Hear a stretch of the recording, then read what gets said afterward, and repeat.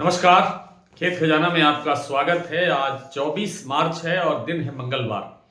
वैसे तो कल शाम को ही सरसों के बाजार के अंदर लगभग 200 रुपये 250 रुपये की गिरावट आ गई थी और उसके बाद ऐसा रहा था कि बाजार अब स्टेबल होना चाहिए और लगभग लगभग उसी स्थिति के अंदर बाजार आज जो है कारोबार करता हुआ दिखाई दे रहा है। गोयल कोटा का जो प्लांट का भाव है वो कल शाम को ही 7,000 रह गया था।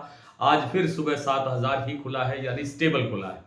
सलोनी प्लांट में कल शाम को नो बाइंग का बोर्ड लग गया था जब बाजार 7800 रुपए तक नीचे आ गया, लेकिन आज फिर बाजार 7800 रुपए खुला है सलोनी के सभी सेंटर्स पर। तो आज कोई बड़ी गिरावट प्लांटों में दिखाई नहीं दे रही है। और बात करें अगर भरतपुर मंडी की, तो भरतपुर मंडी कल 6,703 रुपए खुला था। हालांकि कल शाम को 6,900 रुपए तक के कारोबार भी देखने को मिले, 6,850 फिर 6,900। उस दृष्टि से देखें तो 200 रुपए तक की गिरावट यहां है, लेकिन कल जो सुबह भाव खुला था 6,703 रुपए था, आज भाव खुला है 6,740 रुपए। उस हिसाब से बाजार में गिरावट नहीं है, बाजार थोड़ा बहुत सुधरा है।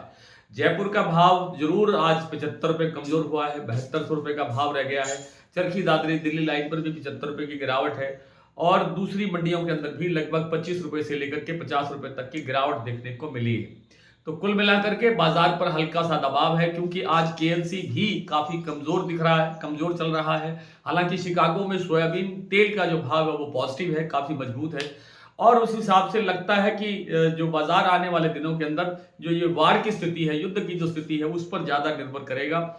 युद्ध पर निर्भर इसलिए करेगा क्योंकि कभी शांति की बात आती है, कभी युद्ध न रोकने की बात आती है। ईरान कहता है कि मैं युद्ध रोकने की स्थिति में नहीं हूं, जबकि अमेरिका कहता है कि हम वार्ता करने को तैयार हैं। आज फिर दोनों देशों ने एक बात कही है कि हम दोनों ही एक समझौता वार्ता की तरफ बढ़ सकते हैं। तो लगता यह है कि बाजार एक बार फिर थोड़ा बहुत दबाव में दिखेगा। सरसों का जो घरेलू फंडामेंटल है काफी मजबूत है, उस कारण से सरसों में बड़ी गिरावट की गुंजाइश नहीं है। शाम के वीडियो में फिर विस्तार से बात करेंगे, तब तक के लिए नमस्कार।